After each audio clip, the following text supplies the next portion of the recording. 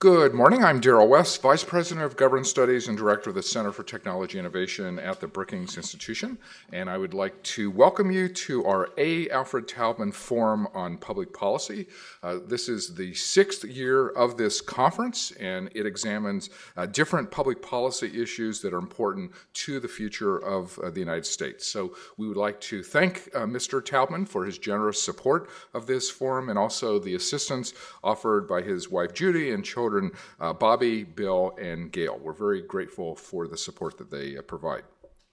We are webcasting this event live, so a warm welcome to our audience from around the country. And we will be archiving this so anyone can view the video after today through the brookings.edu website. We welcome any comments or questions that you have. We have set up a Twitter feed at hashtag ACI at 5 years, with years abbreviated. That's ACA at 5 YRS. So if you wish to post any questions or comments during the forum, you're welcome to do so there. So on March 23rd, 2010, President Obama signed the Affordable Care Act. And this law put in place comprehensive health insurance reforms to make health care more affordable, accessible, and of a higher quality for families, seniors, businesses, and taxpayers. And this includes previously uninsured Americans and Americans who had insurance but that didn't provide adequate coverage for their families. The U.S. Department of Health and Human Services has reported that the ACA already has reduced the number of uninsured Americans by about 10 million people. But we also know that the Act has been plagued by criticisms about its implementation and its impact on patient choice. Critics continue to complain about the legislation and argue that it is not the right direction for American healthcare. So today's discussion will examine the Affordable Care Act on its 5th anniversary. We're going to look at its impact, the implementation, and the policy implications of this effort to change American healthcare. We're going to have 3 different panels that bring together a diverse set of experts from various sectors. They come from different backgrounds and have different perspectives, and so they will help us examine the current situation as well as future trajectory of the Affordable Care Act. Joining me for the first session is Andrew Slavitt. He is the Acting Administrator of the Centers for Medicare and Medicaid Services in the Department of Health and Human Services. And in that position, Mr. Slavitt is responsible for overseeing the programs that serve millions of Americans that access healthcare services through Medicare, Medicaid, CHIP, and the Marketplace. He and his CMS team are focused on improving health outcomes, access, and affordability, while also reducing health disparities and combating healthcare fraud.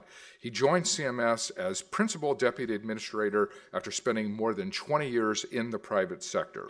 Most recently, he served as a Group Executive Vice President for Optum, where he oversaw the delivery of clinical technology and operational solutions. So please join me in welcoming Andrew Slavitt to the Brookings Institution.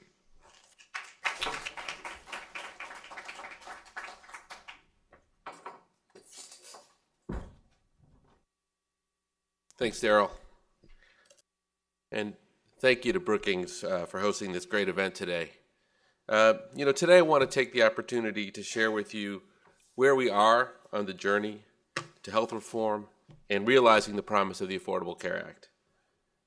The opportunities we have to improve people's lives by expanding access to high-quality, affordable health care are significant, and they're occurring against a landscape of change for both the consumer and the care provider.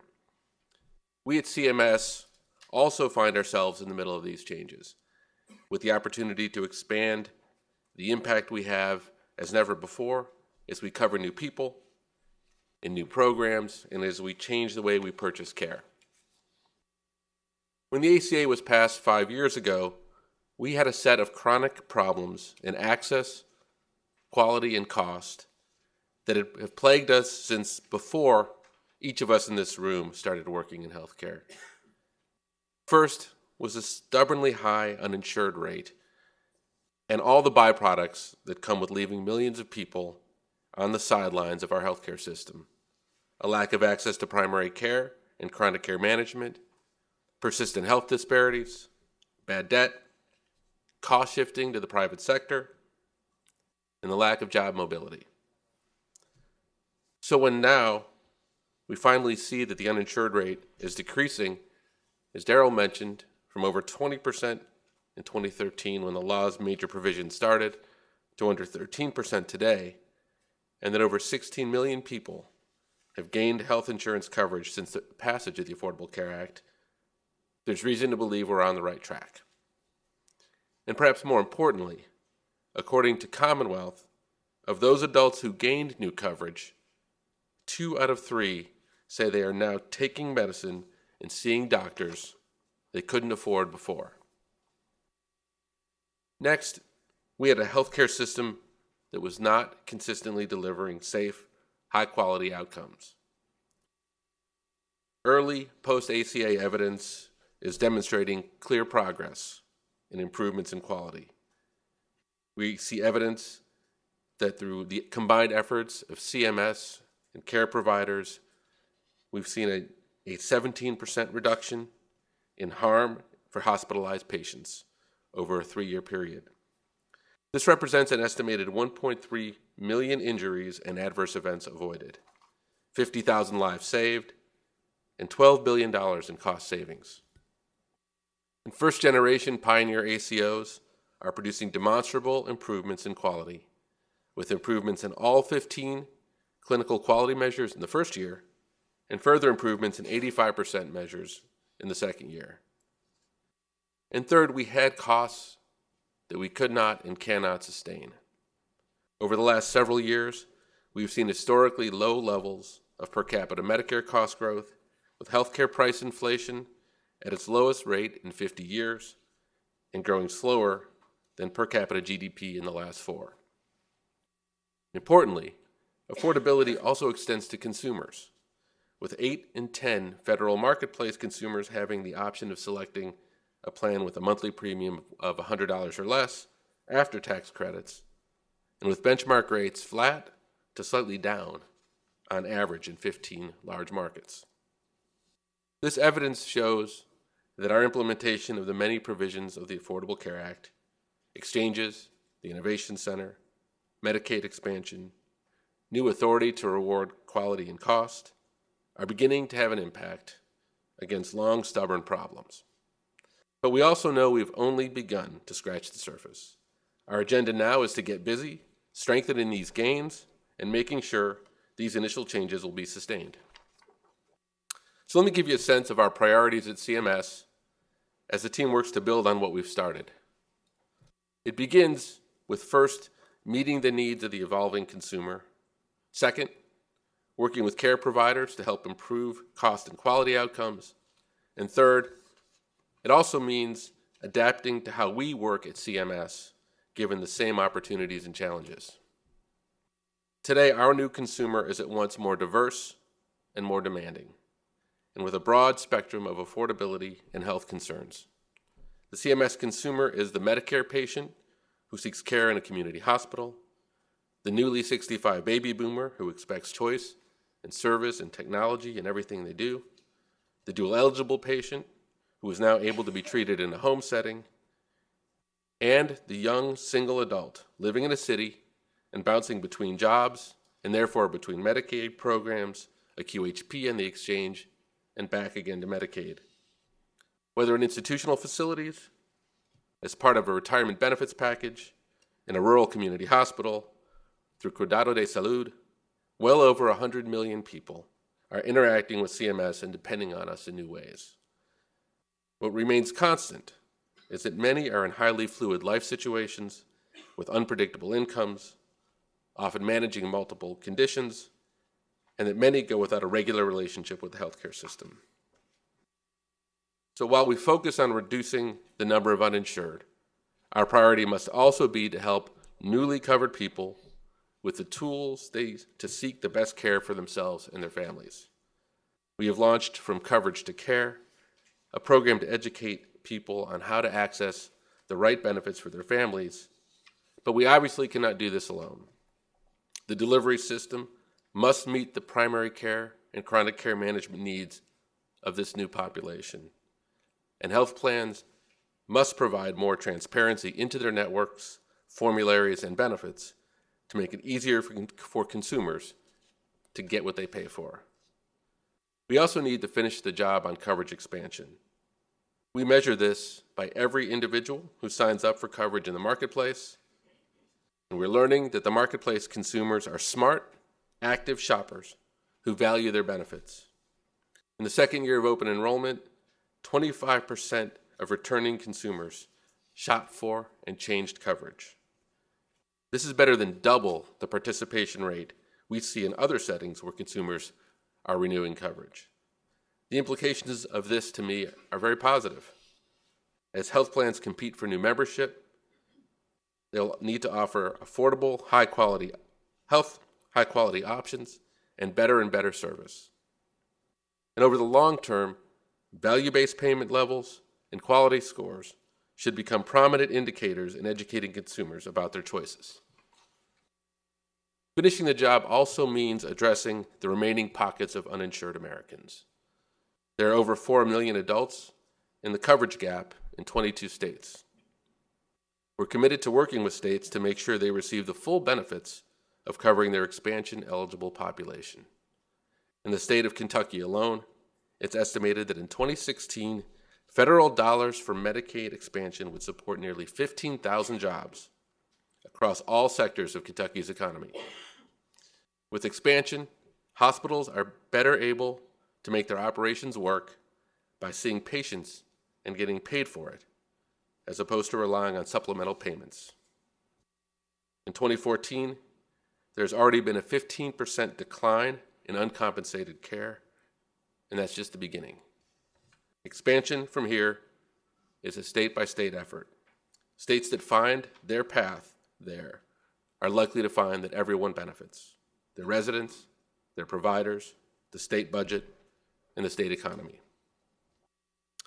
Now, as more consumers gain access to care, our priority is to drive a delivery system that provides better care, a smarter payment system, and one that keeps people healthier.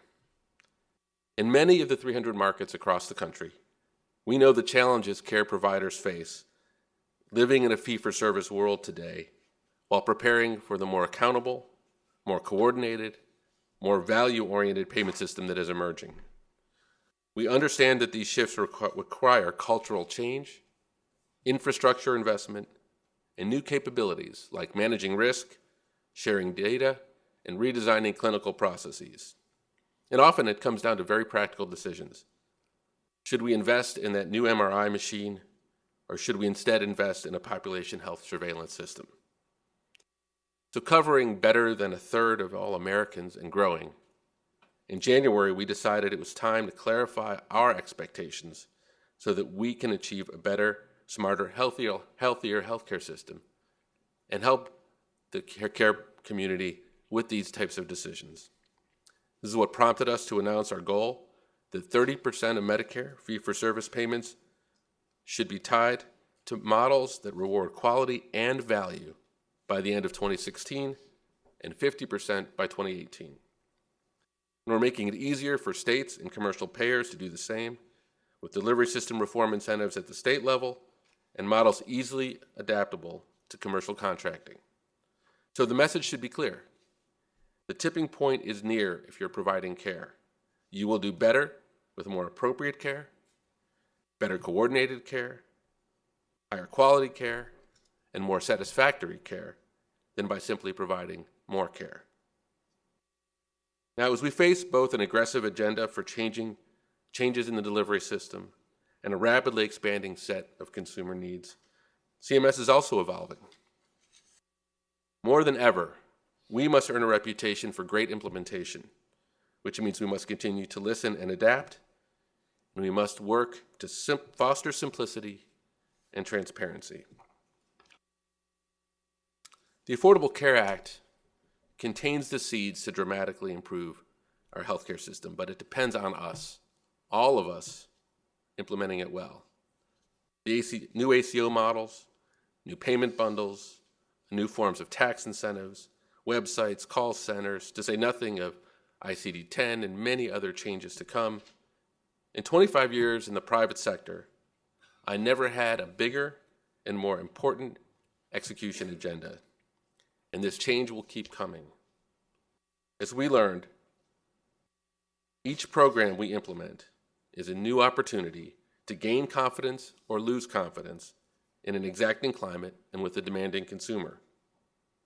Good implementation takes planning, takes commitment, it takes transparency, and importantly, it takes a collective desire for us to improve what isn't working. Each element must be measured and improved. And in our unique American healthcare system, no one ever acts alone. We can't succeed if we don't act in concert with the myriad of other participants it takes to deliver care: hospitals, health plans, physician groups, advocates, states, and more. Next, we must foster simplicity, a critical and difficult responsibility. Because we know that change is difficult enough, we must simplify whenever possible, so more time and resources can be spent on improving care to patients instead of with armies of consultants helping to keep up with the change. There are a number of areas we are now focusing on: streamlining meaningful use requirements, where we recently removed redundant measures and added flexibility, to aligning clinical measurements across multiple programs, and beginning to clarify how Medicaid, QHPs, and Medicare rules connect so transitions can be made easier for people. We need to engage with all of you in the community to listen and learn how we can continue to do this better. And finally, we must continue to release data to drive more transparency and more innovation. CMS continues to make significant strides in making more data available to external stakeholders to help empower consumers and assist in delivery system reform. Nursing Home Compare, with more than 1.4 million visits per year, is one example of how we can give data to consumers so they can make an informed choice. We also released near real-time feeds of Medicare data to support care coordination. We launched the Virtual Research Data Center to facilitate lower cost and timelier access to CMS data for researchers. We are committed to this path and expect it to fuel the next round of innovations to keep improving care for patients. So, as we close out our 5th year of the ACA, I often think about how our implementation now will impact what the healthcare system will look like 50 years after ACA. Prior to Medicare and Medicaid, as we celebrate now the anniversary of Medicare and Medicaid, remembering that prior to Medicare and Medicaid, a third of the country's elderly lived in poverty. And 50 years later, thanks in large part to these programs, that's reduced now to 9%.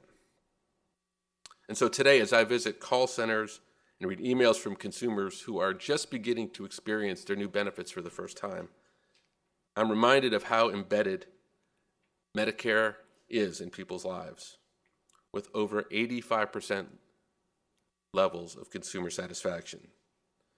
So after the first 5 years of the ACA, we all must realize we have the same opportunity to impact people for many years to come. Execution, listening to our consumers and partners, and improving will be the keys to our shared success. Working with you on complex, important programs that make a real, direct impact on people's lives is what our jobs at CMS is all about. Thank you.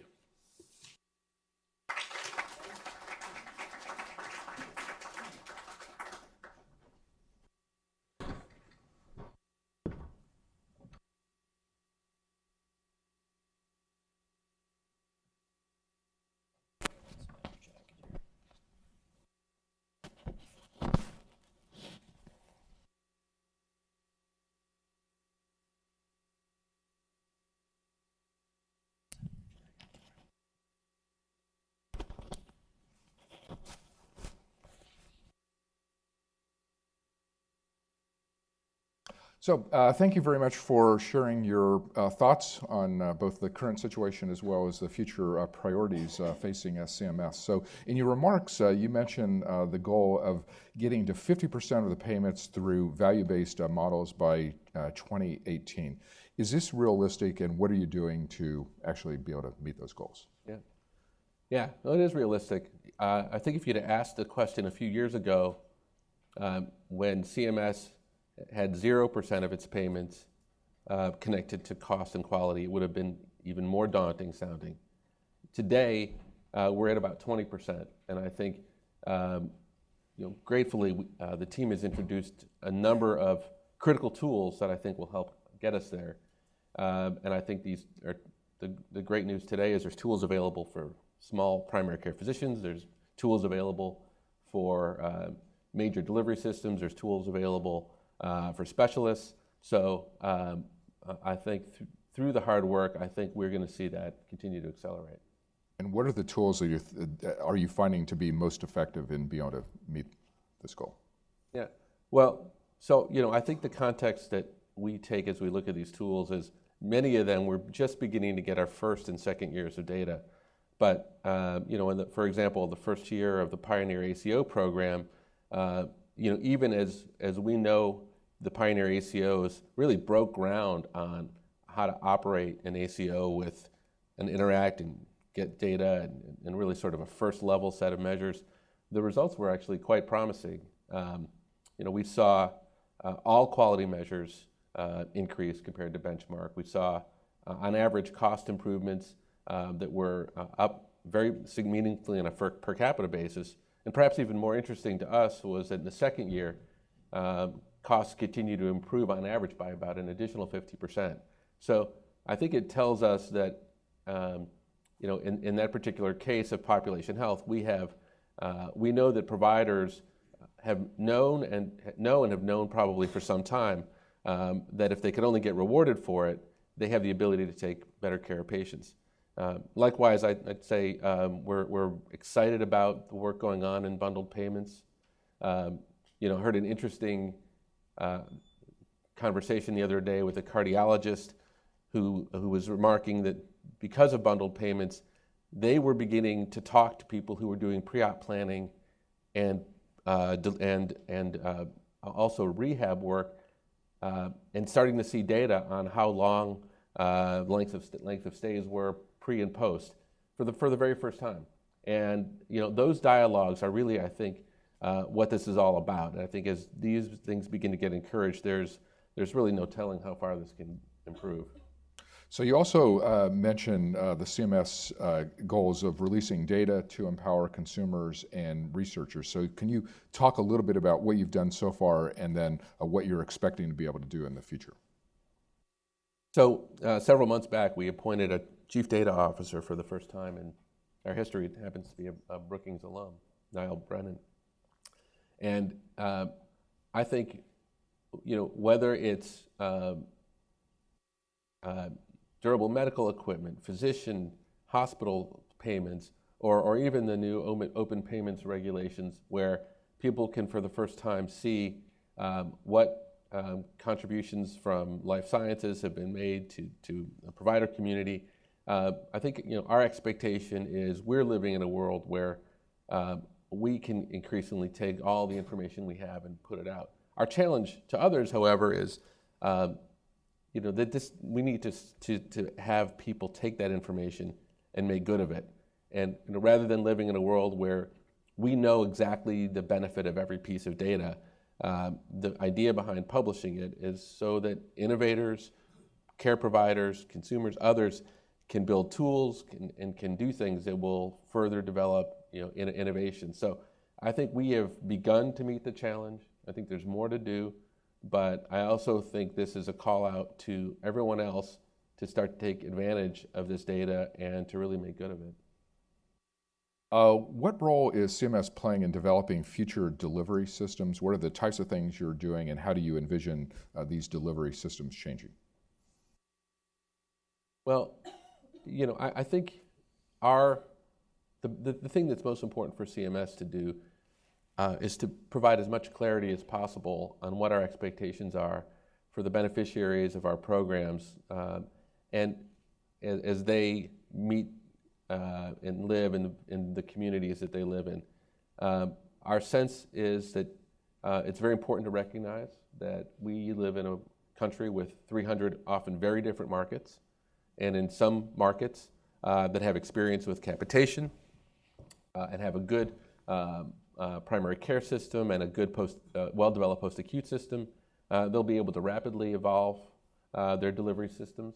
And in other markets, in other locations, they're just getting started. And I think in those areas, in those locations, I think there's tools for people to do things there. So I would say it's important for us to get across that CMS isn't trying to dictate through our goals what the delivery system should look like. We're actually, in fact, we believe giving the opportunity for the delivery system and for patients and for consumers to really do that on their own, but in ways that make it very clear that for those care providers that are improving quality and that are hitting performance measures and are improving satisfaction, we will continue to reward them. And I think that's shown that it's been effective.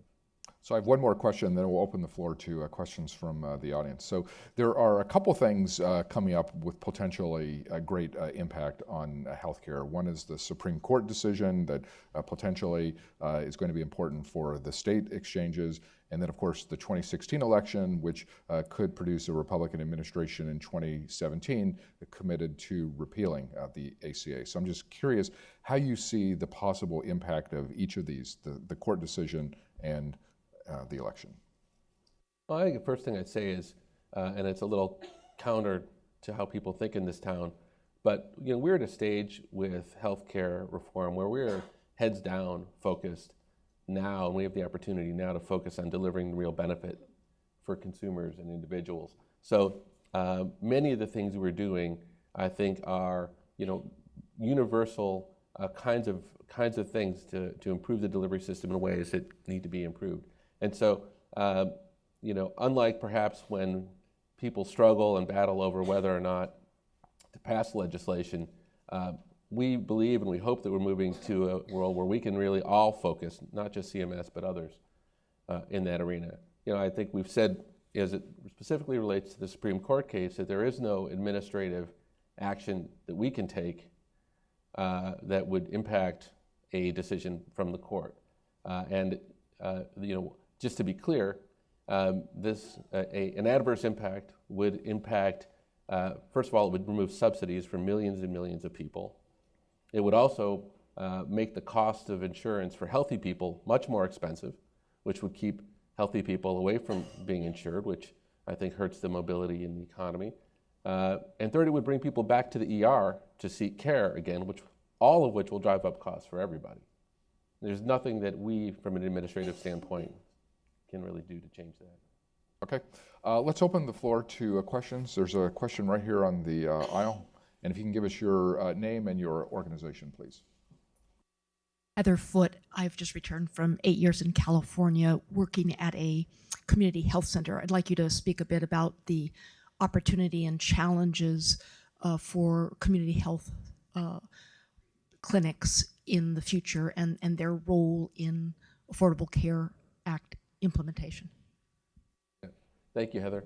Yeah, I think that this is a good example of, to your earlier question, community health clinics are an area that I think enjoy really good bipartisan support. I think if we're going to focus on improving care delivery and making healthcare sustainable, we're going to have to not just focus on the younger, active, healthier people who already know how to take care of themselves and bring new wearable technology to those folks, but we're going to have to make sure that we are helping to meet the needs of people that are most short in access of access to care and access to high quality care, and so I think those remain critical to us because that's both where the greatest need is, but it's also where the greatest cost is, and I think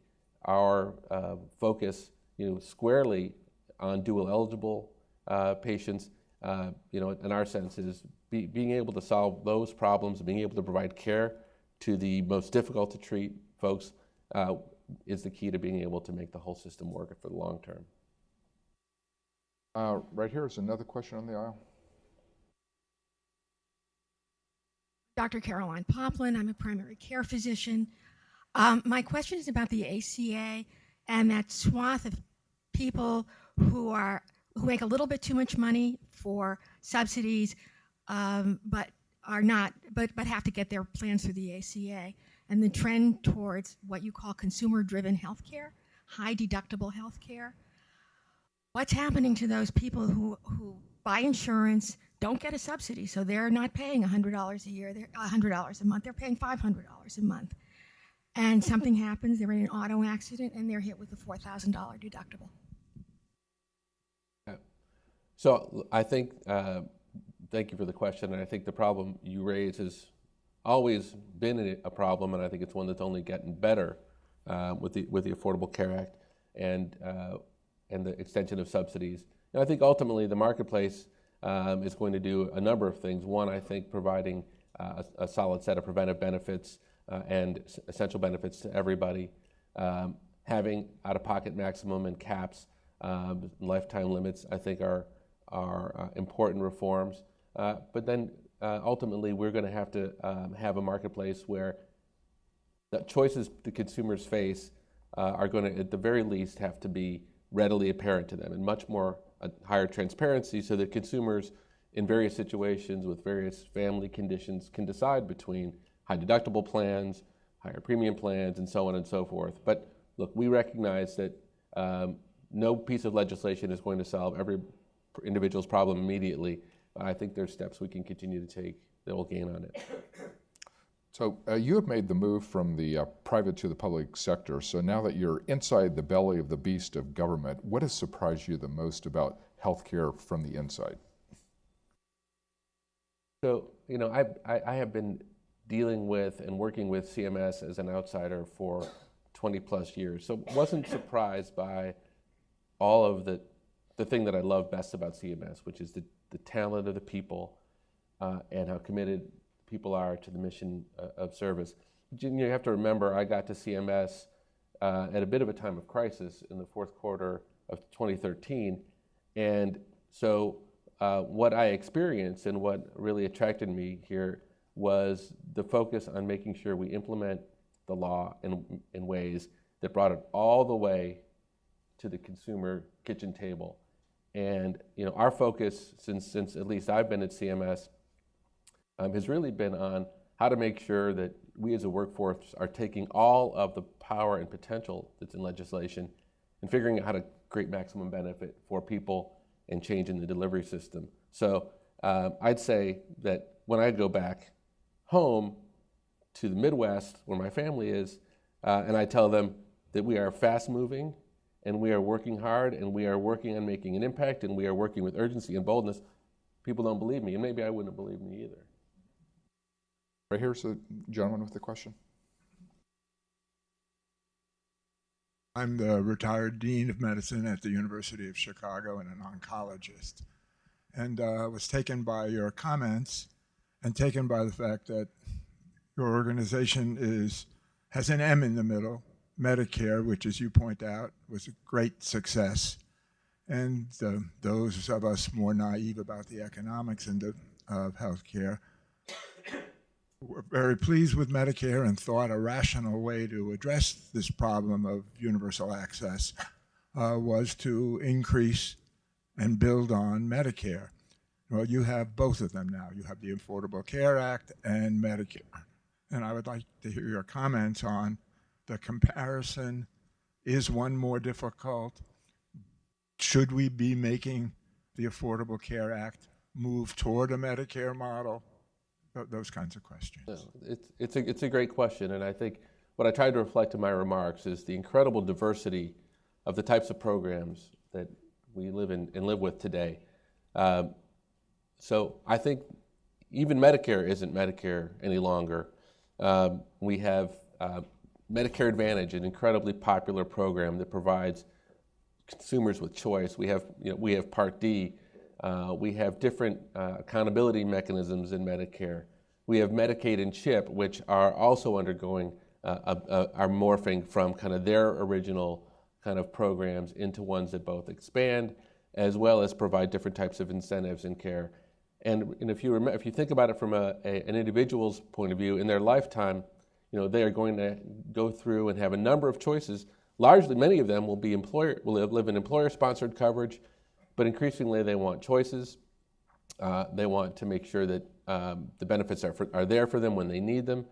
And so, I think our opportunity is to really manage the complexity in the array. And I think that is, because what doesn't change is the set of needs that consumers face when they hit the delivery system are going to be the same. And the delivery system itself, how well it works, are the kinds of things we can impact, and I think we can impact them well across all of those programs, whether it's through the delivery system reform on the Medicare side or through the power of the consumer that's coming to the marketplace. Other questions? Right here up front. I'm Samuel Naya from Hispanic International, and I want to ask you what happens if you increase equality in the number of consumers, like as you said, but the number of doctors is not increasing at the same rate? Yeah.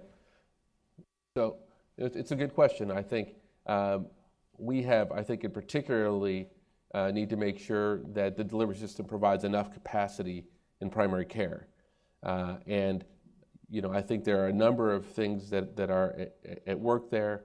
I think our the medical home work and pilots and the use of technology, I think, is expanding what we all believe about panel sizes that physicians can use and take care of. It's also more work getting done in teams, and I think more work as the next generation ACO model allows through other access points, telemedicine and otherwise. But we to your point, particularly in rural communities and particularly in targeted urban areas, we need to make sure that the delivery system and those that sponsor it are continuing to put the capacity we need where we need it. And hopefully the incentives in the Affordable Care Act will allow that to happen. But it's something we do watch. If we came back here in 5 years from now, and just kind of projecting based on the innovations you're undertaking and changes that you're seeing, what do you imagine the success stories are going to be? And then also, what are the areas where you think are going to need some serious change at that point? Yeah. My hope would be that many of the successes we're seeing through care providers who are taking the first early leaps through bundled payments, through medical homes, and through accountable care organizations, those lessons will have learned and been spread into communities in the areas that haven't had as much historical experience there. So I think we're as much today about scaling and operationalizing what we know works, and that's a great place to be. Relative to 5 or 10 years ago, if we'd had this conversation, I think there'd be plenty of debate about what could work, about how to cover people, about what models might work. I think we sit here today in an unfortunate place where I would say in private sector terms, we are getting past proof of concept in a number of domains. And so how we bring those things out to people using things like the Learning and Action Network that we just announced, and how we help states and local communities take full advantage of some of these innovations, I think that's where the real action is going to be over the next 5 years. So you mentioned scalability and this Learning and Action Network. Can you describe how that is operating and what the potential is in terms of making meaningful changes? Well, the response has been extraordinary for anybody that was at the kickoff event. Thousands and thousands of people getting involved, and I think there are opportunities to just make sure that we don't innovate in isolation. I don't think it will do a hospital any good if one payer, whether it's CMS or anyone else, creates a brilliant new way of reimbursing for care and providing support for care, unless the provider could really scale that across their practice. It becomes just, quite frankly, maybe better, but also more complicated for the care providers. So I think the real opportunity is to look at best practices, look at alignment, and then look at some of the core areas that will nag folks individually if they struggle, but if we put our minds together for one solution, we'll be better, like patient attribution and many of the other technical things that'll come up. So this network, I think, is something that we've launched to enable, but I think, quite frankly, is going to be driven. My prediction is it'll be driven much more at a community level and much more by the actual participants in the system. You mentioned the coverage gaps that exist in 22 states, and we're all aware of the past Supreme Court decision on Medicaid expansion. What can CMS do in those states in particular? Is there anything you can do to provide coverage or expand the options? Well, so I think we have to remember, if we didn't before, that these are state programs, and they're integrated very much into state budgets and impact things like K-12 education and so many other things. And we respect the fact that there are some important local considerations and indeed innovations. And I think we have shown, whether it's the work we've done in Indiana or Arkansas or New Hampshire, an ability and a willingness to be flexible and to listen when states come to us and say, we want to expand Medicaid to broader swaths of the population. So those are dialogues that we hope are ongoing, but we also recognize that they're not going to be, increasingly they're not going to be driven from here in Washington, but they're going to be driven locally by people in the community, by advocates, by hospitals, by legislatures, and our job is, as I've mentioned in my remarks, is to be good partners, to listen, and where possible, to try to find meeting ground. You mentioned some of the successes of the ACA, and certainly, the drop in the uninsured is a huge success. The moderation of costs is certainly very significant. There are critics who cite problems in terms of people keeping their old physicians, so I'm just wondering how CMS is addressing that particular concern. Yeah. Well, I think the first thing I'd say is we have to listen to all of the criticism that comes with implementing a new program, because in many respects, they represent our opportunities for improved clarity, for improved execution, and improved delivery. So we spent a lot of time in the first year of the program in particular listening to consumers, listening to advocates, listening to the health plans, listening to the delivery system, and continue to make changes. One of the things I think that happened particularly in the first year was some health plans launched new plans for the marketplace, and those new plans had smaller networks than the old plans. And so one of the things we heard continuously and continue to hear physicians ask for is my doctor in the network, and is the drug that my child is on in the formulary? And we believe that those questions need to be easily answered. They need to be as easy to answer as how big is the deductible and what's the premium level. And so that's a really important focus for us. And I think we will see consumer tools and innovation, but also we'll see, hopefully, health plans compete based on offering more and more things that consumers want. There's a question near the back. Hi, I'm Daniel Hart, and I work at Herrick Feinstein. And I have a first question is, of the 16 million who have been covered under the ACA, how many of them are through the exchange and how many are through Medicare, Medicaid, and CHIP?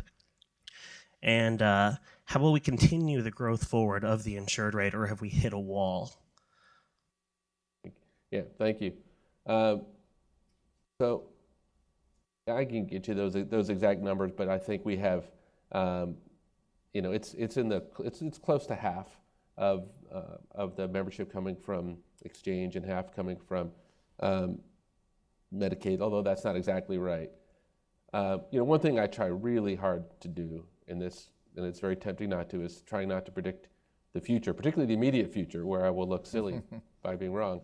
There's certainly nobody believes we've hit a wall. That doesn't mean that I want to predict kind of how quickly it evolves or where it goes to next. I think our our opportunity is both to make sure that we help people understand the benefits of expansion, and I think next year there will be a lot more reasons for people to understand why getting more access to care is good. But also I would say we are equally committed to a deep focus in making sure that the people who actually have gotten insurance for the first time really value their benefits. And this is to the point of Medicare. You know, we want people to be able to have the tools to use their benefit, to seek care, and to get the things they need for their family. And I was at a call center not that long ago, and I listened in on a call. A woman called in. She had a very complex family situation, 4 or 5 dependents. She worked, I believe it was 70 hours a week, making what was the equivalent of $35,000 a year, covering 6 people with her family policy. After tax benefits, she was paying $24 a month in premiums, and she was told that based on some changes she needed to make, that the premiums were going to jump from $24 to $38. And I heard almost a deafening pause, for 5 seconds, as the woman really considered where she was going to find, at least the way I was interpreting it, these other $14 a month. And she came back on the phone and said, "I'll find the money. We're going to do it. I've waited too long for this, and our families value this as too much. Okay, we're going to do it. I'm going to do it." And I think it was because she had to add additional people to her policy. But it's examples like that and letters that I read which tell me this is a benefit people have been waiting a long, long time for. And so however the number grows, solidifying the experience people have with the benefit is a very high priority. I think we have time for one more question. Did you have a question? Yeah, right there. I'm Christine Amorosi, and I work on the VA healthcare side. Just more strategic question. I mean, as CMS is going through their major reform, obviously on the military health side, and those seniors and elders who also have that benefit, is there any cross-pollination that the 2 agencies are looking at, sort of successes, especially on that senior side and that dual eligible category, that we could, benefit from on both sides? Yeah, so I think, I certainly hope so. And I think we have, it's a really important part of the population that we cover, and it's a really important part of what you do for your constituents as well. So, increasingly simplifying programs and multiple programs for consumers, many of which started to individually meet a set of consumer needs, but weren't necessarily all designed to treat the considerations of the whole person and their life circumstances. That's a lot of what we're dealing with, even inside CMS, where we are now making simplifying benefits for dual eligibles, or making transitions between Medicare, Medicaid, and QHP programs work better. These are, I think, kind of the vital opportunities that we have that I think we don't always think about in Washington, but they really hit people on the ground in ways that make their lives much easier, particularly at times where they really need it. Okay, we're out of time on this session, but I want to thank Andy for sharing his thoughts, and we look forward to continued